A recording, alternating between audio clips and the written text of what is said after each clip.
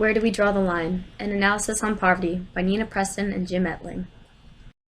While the global community as a whole is constantly looking for different procedures to reduce poverty, it becomes absolutely vital to first understand how to define, describe, and ultimately measure what poverty is. So we ask, what is poverty? Poverty is the unequal lack of resources. So whether that be income or education or access to opportunity. Poverty comes down to capabilities and opportunities, honestly, and people who are impoverished aren't, in my opinion, don't have access to the same opportunity as people who are not impoverished. For me, I think poverty, when I think of poverty, I think of someone that is homeless and doesn't have food and needs someone there to take care of them. Because I think poverty is a system of constrained choices. So, and so for me, the opposite of poverty then would be something like privilege. I have the choice of what neighborhood I want to live in based on the school systems. I have the choice of what cereal to buy. I don't have to buy the one on sale. Problematically, as evidenced by the previous testimonials, poverty means a lot of different things to a lot of different people. To some, poverty is homelessness. For others, the term poverty is impossible to define. That said, in order to take any type of action to help those in need, we gotta take a hack. Jim and I are here today to discuss how the global community, and more specifically the United States, defines and describes poverty. Where do we currently draw the line? More importantly, however, where should we? Before we move on, we're going to take a brief look into two types of popular measures utilized among poverty experts: the OPM, or the official poverty measure, and the SPM, or the supplemental poverty measure.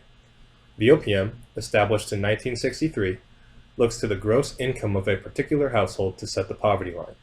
With the help of the Consumer Price Index, the United States government finds what would be considered the nutritional necessities of a particular household and multiplies that number by 3 to set the poverty line. In contrast, the SPM, first established in 2010, looks to the food, clothing, shelter, and utility needs of those living at any particular address, then multiplies that number by 1.2 to find a household's necessary income. At that point, those who fall within the 33rd percentile of household incomes qualify as impoverished. The SPM was released by the Census Bureau and Bureau of Labor Statistics because the OPM is acknowledged as an outdated model for poverty measurement. One of the key flaws of the OPM is that it relies solely on income, and the value of 3 times the food basket no longer reflects an adequate income in today's society. The OPM also does not necessarily account for all individuals in a particular household. On the other hand, the SPM looks at a total households of SCSU needs on a 5-year interval of expenditure data, fully accounting for the changes in standards of living over time. Due to the geographic orientation of the FCSU bundle, the SPM also keeps track of relative poverty within a community. The SPM reconstructs the measurement to include all related individuals under the same home, as well as cohabitors and children in their care. Finally, the SPM includes in-kind benefits as well as non-discretionary costs to demonstrate what monetary resources are truly left over after taxes. Its main flaw remains, however, that poverty is still seen through the monetary resources and not social opportunities. While the OPM and SPM are relatively definitive measurements, there are also a number of different qualitative measurements researchers employ. According to Amartya Sen, poverty has less to do with any particular income as opposed to what he considers a lack of basic capabilities. Sen defines capability as a possible sum of functionings, or what an individual is able to do or be in a lifetime. The greater number of functionings an individual has, the greater number of opportunities he or she has to choose from. There is a difference, however, in socially valued functionings, such as health, and individually valued functionings, such as smoking. Capabilities like well-being and a high standard of living are examples of what Sen terms basic capabilities. The poor, then, are those who live below the threshold of these same basic capabilities. Ultimately, Sen steps away from a monetary approach to poverty measurement because income is merely exchanged for other resources. In my own personal opinion, when we talk about accurately defining and measuring poverty, neither the OPM nor the SPM do a sufficient job.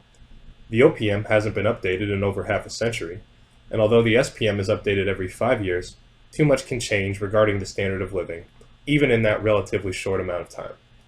In any case, poverty comes down to so much more than food baskets and in-kind benefits.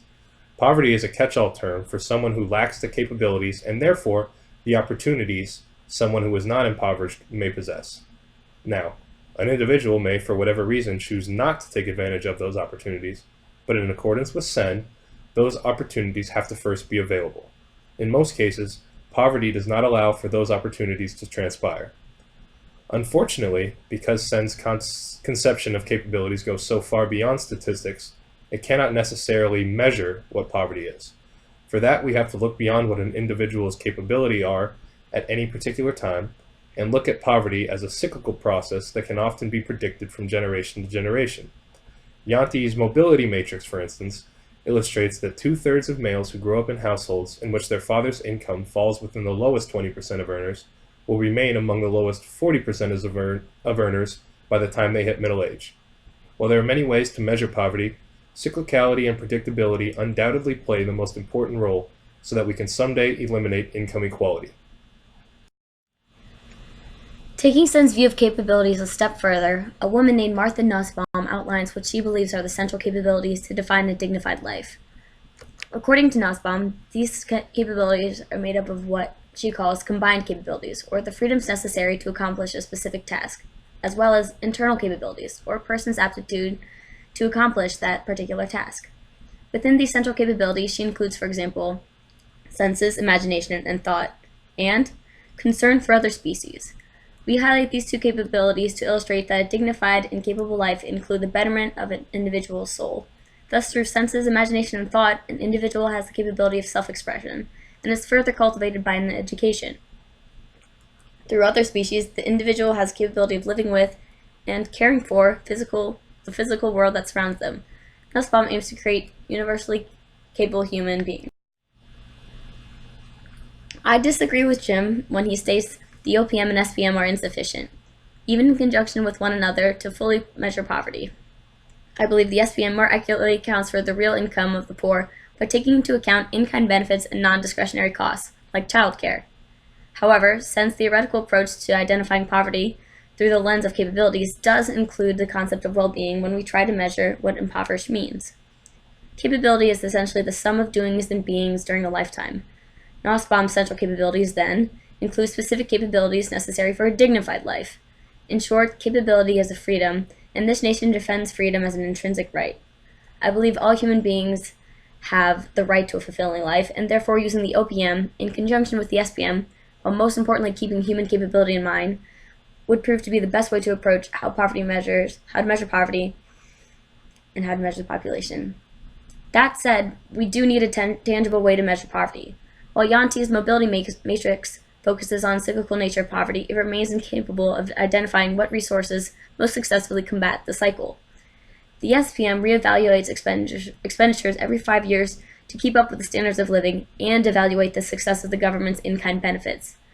Although the poverty threshold established by the SPM is criticized for not accounting for the depth of poverty below a certain threshold, it raises the overall percentage of those in poverty across the U.S. I believe it is our social obligation as members of this community to account for all those in need, even at the risk of raising the numbers of those who be potentially identified as poor. Ultimately, if we look to reduce poverty, not strictly monetarily, but by facilitating overall capability growth, we can reduce at least some of the factors that allow the cyclical nature of poverty to continue. So now that we've shared our knowledge and our own personal beliefs, we gotta ask, what, if anything, are you willing to give up in order to help the economically and socially marginalized population of the United States?